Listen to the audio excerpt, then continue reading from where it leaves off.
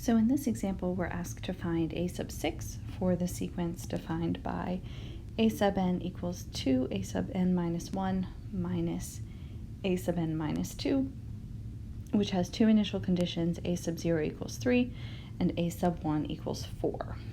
Okay, so if we wanted to just find a sub 6, we would plug in 6 for the n, right, because that's our subscript there.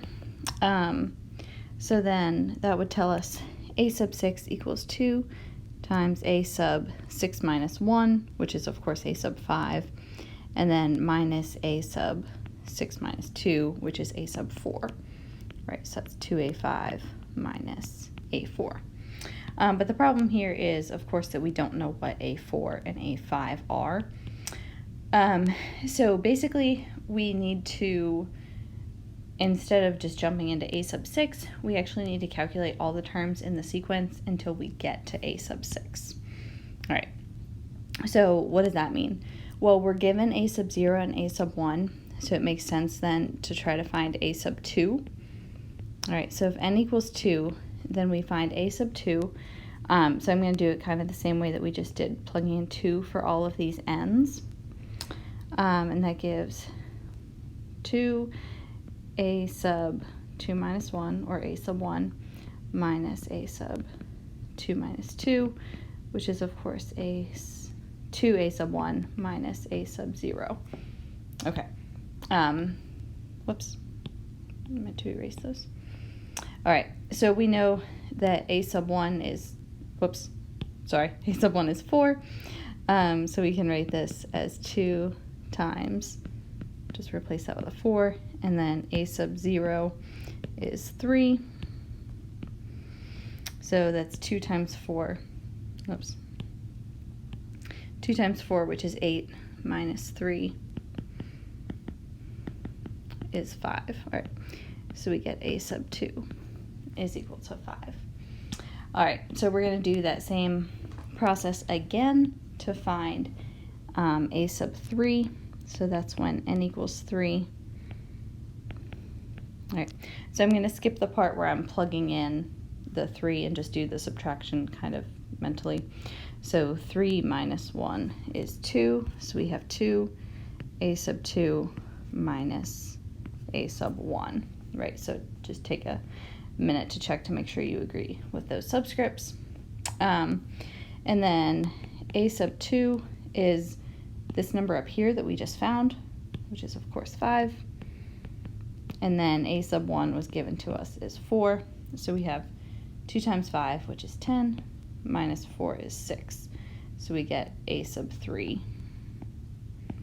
equals 6. And of course we were asked to find a sub 6, so we need to keep going. So I'll do a sub 4 over here.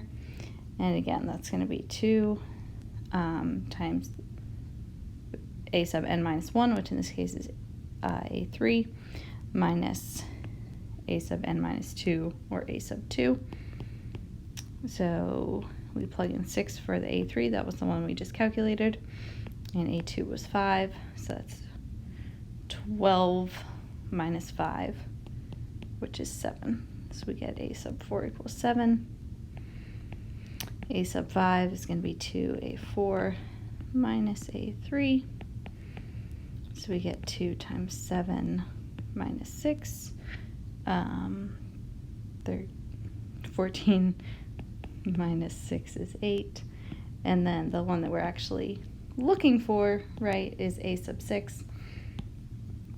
So that'll be 2a sub 5 minus a sub 4, which is 2 times 8 minus 7, which gives us 9. So our answer to the first part of the question is that a sub 6 is equal to 9. So just notice here when we have a recursively defined sequence, in order to calculate kind of a later term in the sequence, you really need to do it one term at a time and work your way up. All right, and then the second part of the question says, can you find a closed formula that defines this sequence? So this is a little bit trickier. This is asking us to make a guess. But let's kind of highlight the terms that we know.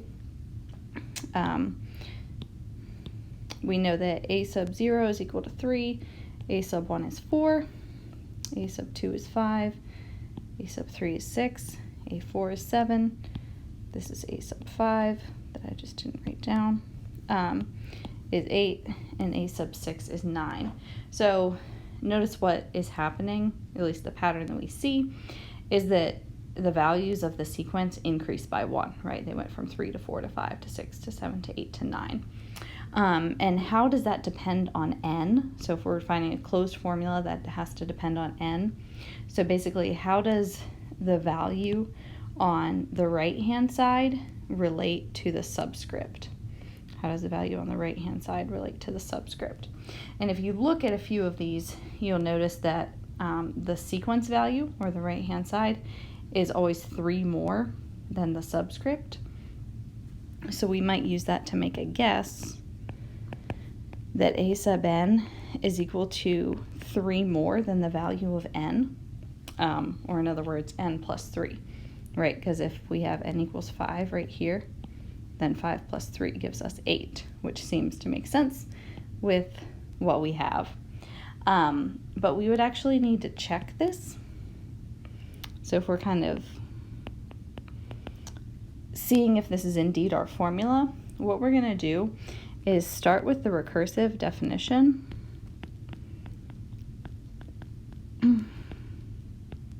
Which in this case is 2a sub n minus 1 minus a sub n minus 2.